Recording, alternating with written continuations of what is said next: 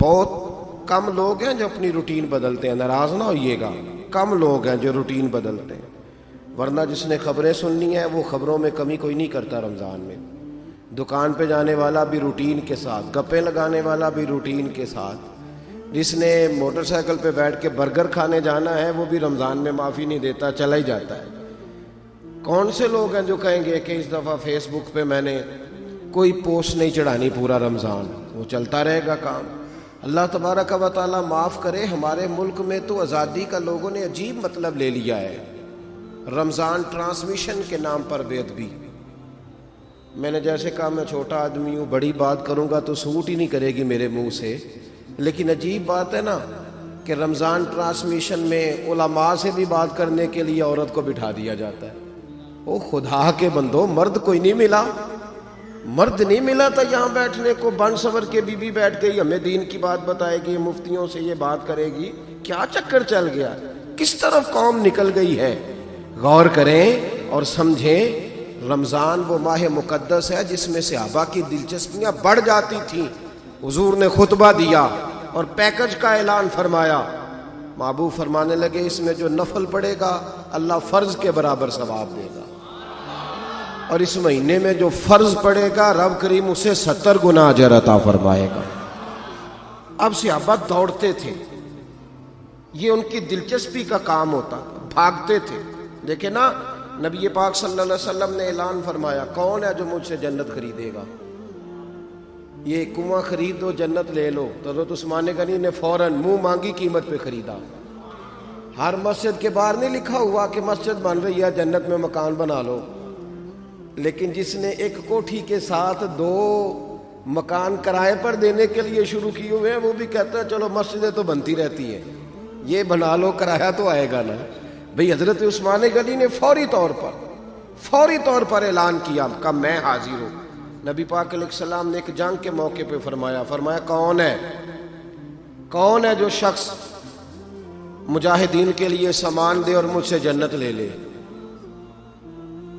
تھوڑا غور کرنا میری بات، حضرت عثمان نے یہ نہیں کہا کہ میں نے تو کنواں خرید کے جنت لے لی ہوئی ہے، دوبارہ لینے کی کیا ضرورت ہے، میرے پاس تو رجسٹری ہے، اور دی بھی اس نے ہے جس کو اللہ نے جنت کا مالک بنایا ہے۔ یہ نہیں فرمایا میرے پاس تو پہلے ٹکٹ پڑی ہوئی ہے مجھے کیا ضرورت ہے، کہا حضور میں حاضر ہوں۔ پھر تیسرا موقع آیا تو میرے نبی پاک صلی اللہ علیہ وسلم نے فرمایا بقیع کی جگہ پسند آ گئی ہے، جہاں آج قبرستان بنا ہے، جہاں حضرت عثمان غنی خود آرام فرما ہے، جہاں سیدہ فاطمہ لیٹی ہیں، حضرت عائشہ، فرمایا جو یہ جگہ خریدے گا رب اسے جنت دے گا۔ تو جناب عثمان نے یہ نہیں کہا کہ میرے پاس تو 2 ٹکٹیں پہلے ہی ہیں، ہمارا تو مسئلہ یہ ہے کہ ہم 5000 دے کے جنتی ہو چکے، ہم نے تو وہ ایک دفعہ جو ایک کمرہ بنوا دیا تھا تو ہمارے نام تو ٹکٹ بک ہو گیا، اب ہر رمضان میں تراویح پڑھیں، ہر رمضان میں جناب مسجد جائیں، ہر رمضان میں چندہ دیں، یہ ہماری سوچ ہے۔ صحابہ کرام کا جو مزاج ہے وہ نرالا ہے۔ جب محبوب نے اعلان کیا تو البدایہ والنہایہ دیکھیے گا، حضور نے فرمایا برکتوں والا رحمتوں والا مہینہ ہے، تو صحابہ کی ایک کثیر جماعت تھی جو شعبان میں سارے کام مکمل کرتی تھی اور رمضان شروع ہوتے ہی 30 دنوں کا اعتکاف بیٹھ جایا کرتی تھی، 2 4 5 لوگ نہیں، اور ہم لوگ بالکل کاروباری نہیں، صحابہ تو بڑے بڑے کاروباری تھے۔ حضرت عثمان غنی جیسا کاروبار بھی کیوں کرے گا جن کے نام کے اکاؤنٹ ابھی بھی مدینے میں چل رہے ہیں اور ابھی تک ان کے باغات کی آمدن غریبوں میں بانٹی جا رہی ہے، اتنا بڑا بھی کوئی تاجر ہوگا؟ ہم نے تو بہانہ بنایا ہوا ہے بہت ساری جگہوں۔ رمضان المبارک رب فرماتا ہے شہر رمضان الذی انزل فیہ القرآن، فرمایا یہ تو وہ عزتوں والا مہینہ ہے جس میں ہم نے قرآن مجید کو نازل فرمایا ہے۔ کچھ کام رمضان میں ضرور کرنے چاہیے۔ پہلی بات، عبادت کو وقت دیں۔ ہمارا ماحول بڑا خشک ہو گیا، جلدی جلدی کی نماز، مثالیں لوگ دینے لگے ہیں، کہتے ہیں آپ تو ہمیں تھکا دیتے ہیں، حرم شریف کے اندر تو فرض پڑھ کے سارے نکل جاتے ہیں۔ تو میں نے کہا آپ رمضان شریف کا حرم دیکھیے گا نا، ساری رات نماز کھڑی رہتی ہے، آپ دیکھیں نا، اپنی مرضی کا لوگ مسئلہ اخذ کر لیتے ہیں۔ بھائی عبادت آدمی کو زندہ رکھتی ہے، عبادت جو ہوتی ہے نا، عبادت بندے کا اللہ سے رشتہ مضبوط کرتی ہے۔ اسلام رہبانیت کا مذہب نہیں کہ سارا کچھ چھوڑ چھاڑ کے مسجد میں بیٹھ جاؤ، منع کیا ہے حقوق العباد ادا کرو۔ مذہب نہیں اسلام کے سارا کچھ چھوڑ کے مصلی لو مسجد میں بیٹھ جاؤ، منع کرتا ہے اسلام۔ لیکن اس میں بھی کوئی شک نہیں کہ کائنات میں سب سے مصروف ترین زندگی میرے محبوب علیہ السلام کی تھی۔ حضور 23 سالوں میں لاکھوں سالوں کا سے زیادہ حضور نے کام کیا، لیکن میرے بھائی اس کے باوجود اگر بدر میں جانا حضور کی سنت ہے، احد میں جانا سنت ہے، تو غار حرا میں اکیلے نمازیں پڑھنا بھی میرے نبی کی سنت ہے۔ سارا دن حضور ڈٹ کے دین کا کام کرتے، اور اعصاب شکن مصروفیات ہوتی ہیں اس طرح کی۔ میری باتوں کی سمجھ آ رہی ہے آپ حضرات کو؟ اس لیے نہیں پوچھ رہا کہ آپ کی عقل کمزور ہے، کئی دفعہ اپنے پہ بھی شک ہوتا ہے کہ میں سمجھا پا رہا ہوں کہ نہیں۔ اس لیے آپ تھوڑی توجہ کریں، میری بات پر غور کریں جو عرض کرنے جا رہا ہوں۔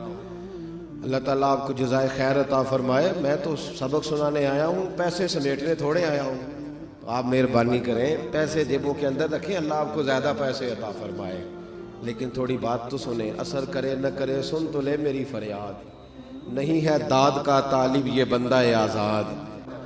مصروف ترین وقت ہے محبوب پاک علیہ السلام، اس کے باوجود غار حرا میں حضور جاتے۔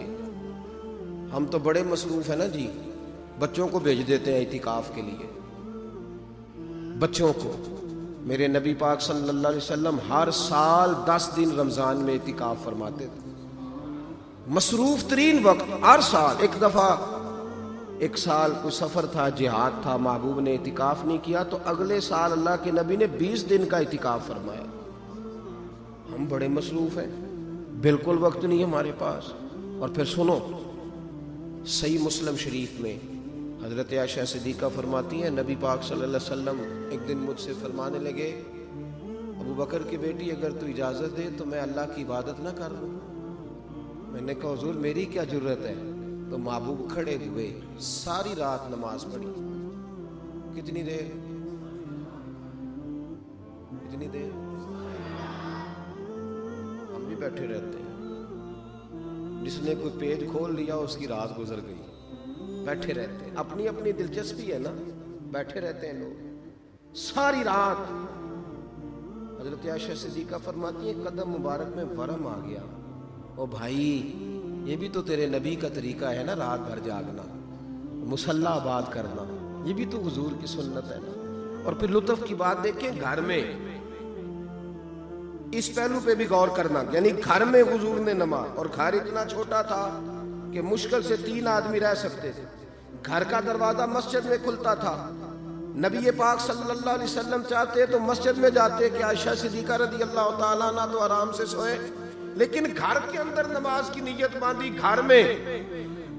اور اماں جی فرماتی ساری رات روتے رہے، نماز پڑھتے رہے۔ صبح کا وقت ہوا، حضرت بلال نے اذان پڑھی تو میں نے عرض کی حضور آپ کے صدقے اللہ اگلے پچھلوں کو بخشے گا، اتنی تکلیف کیوں اٹھاتے ہیں آپ؟